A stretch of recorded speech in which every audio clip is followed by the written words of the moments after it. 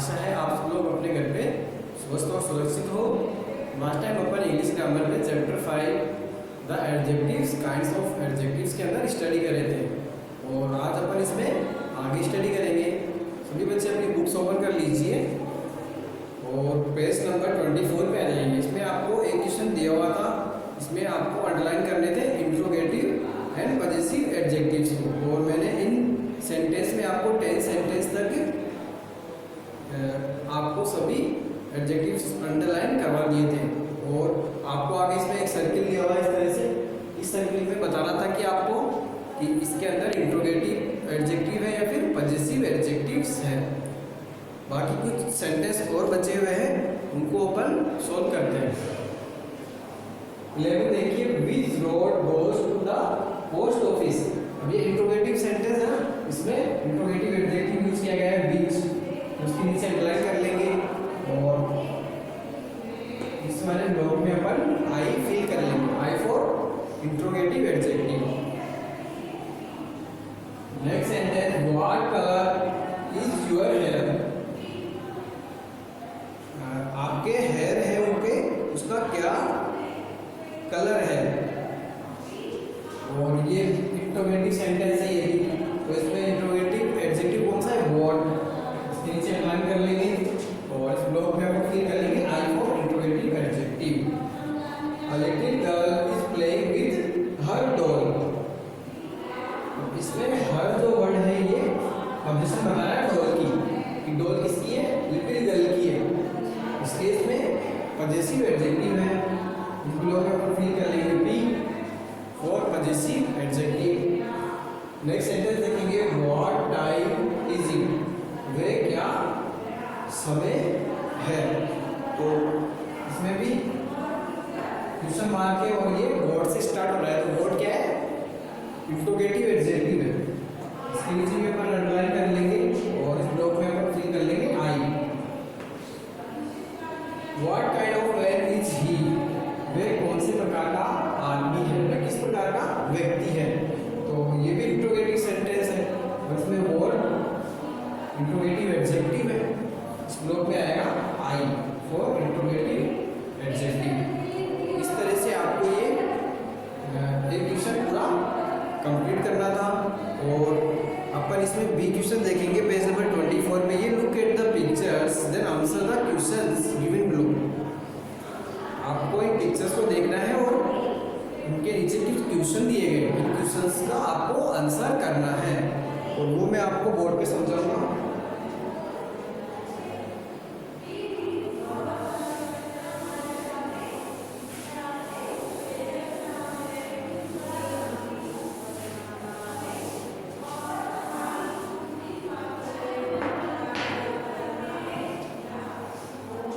ये B question चल रहा है अभी।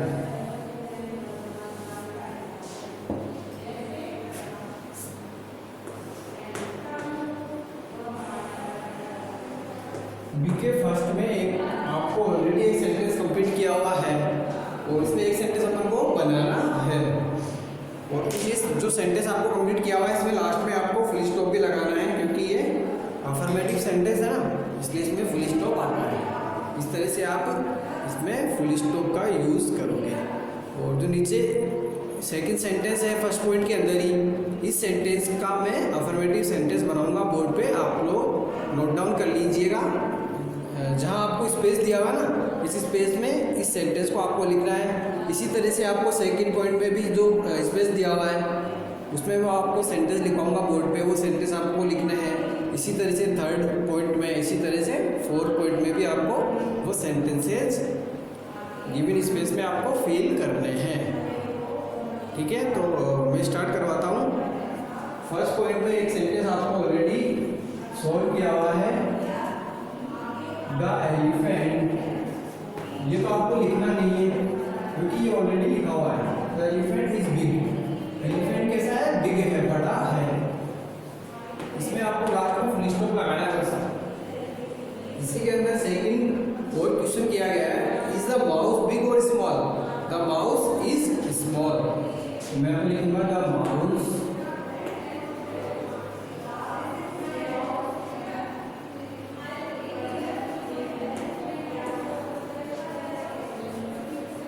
स्मॉल।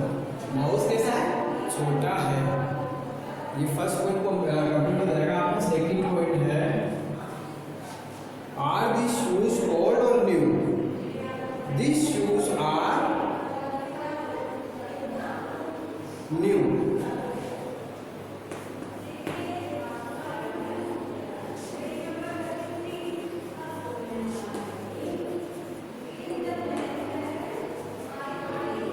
ये शूज आपको न्यू दिख रहे हैं ना, इसलिए इसमें लास्ट में पर न्यू लिख लेंगे।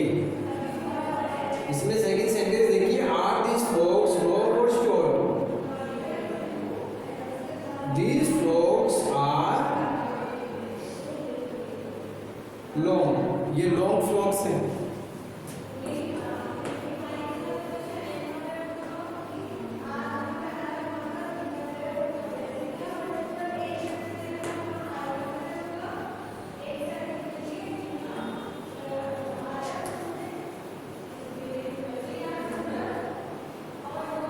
इस तरह से आपका सेकंड पॉइंट होगा कंप्लीट। थर्ड में है इज द बॉक्स हैवी और लाइट? ये बॉक्स हैवी है या फिर हल्का है? लिखेंगे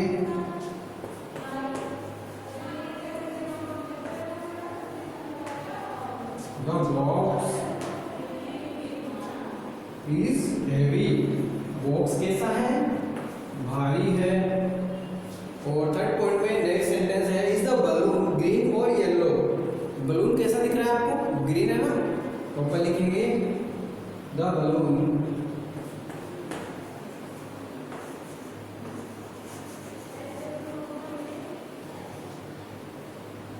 इज ग्रीन।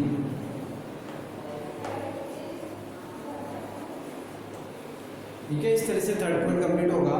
नेक्स्ट है fourth,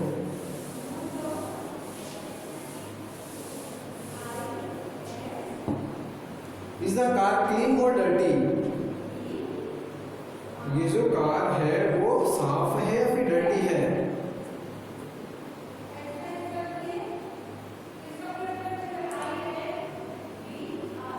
the car is dirty. मेरे को डर्टी दिख रही है, आप लोगों को भी जैसी दिखे वो आप लिख सकते हो।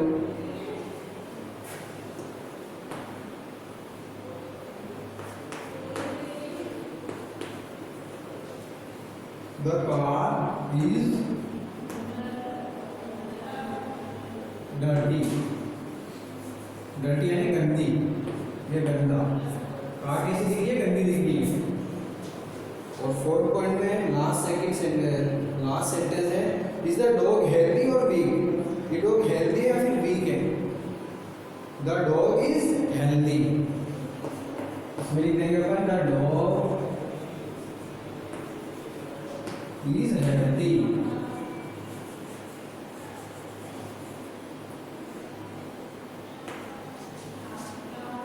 इस तरह से 4 पॉइंट कंप्लीट होगा।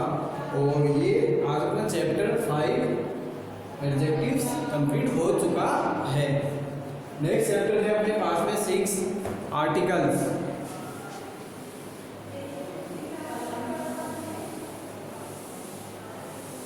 आशा है आप लोगों को ये सेंटेंस गिवन स्पेस में लिख लिए होंगे।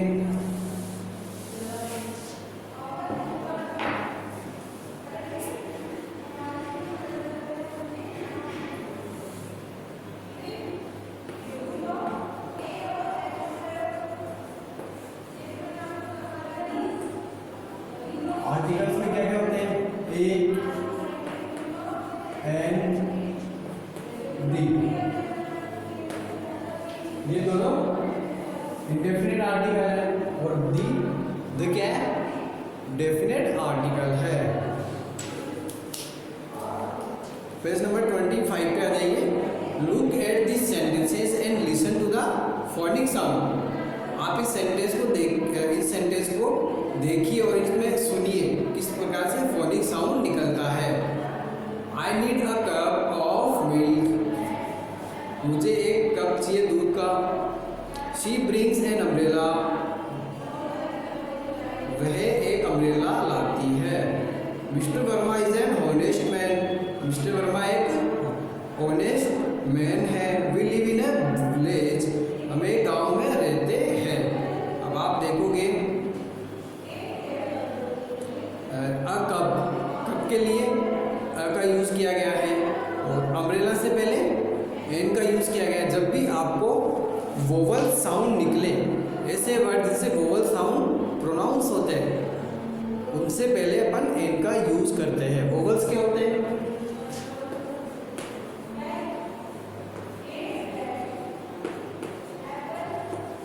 ए, ई, आई, ओ, यू, ये सभी वोवल्स होते हैं।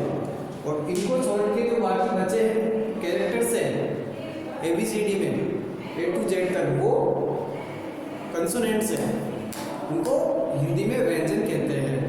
और इंग्लिश में 5 स्वर होते हैं, और जिस प्रकार से स्वर की ध्वनि निकलती है ना इंग्लिश में, इनसे पहले अपन एन का यूज़ करते हैं।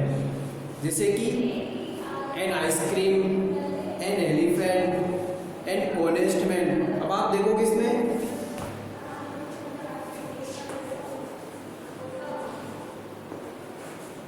ऑनेस्ट मैन, इससे पहले अपन ने एन का यूज क्यों किया है? क्योंकि इसमें जो ध्वनि निकलती है ना बोलने में, प्रोनाउंस करने में, वो ऑनेस्ट निकलती है।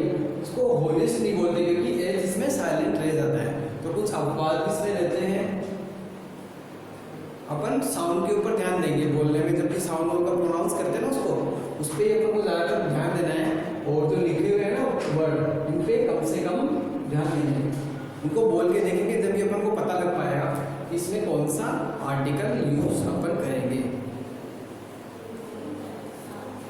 बी पैराग्राफ है, we use a before a word beginning with a consonant sound. Example, जैसे कि मैंने भी आपको बताया, अपन कंसोनेंट साउंड से पहले ए का यूज करते हैं।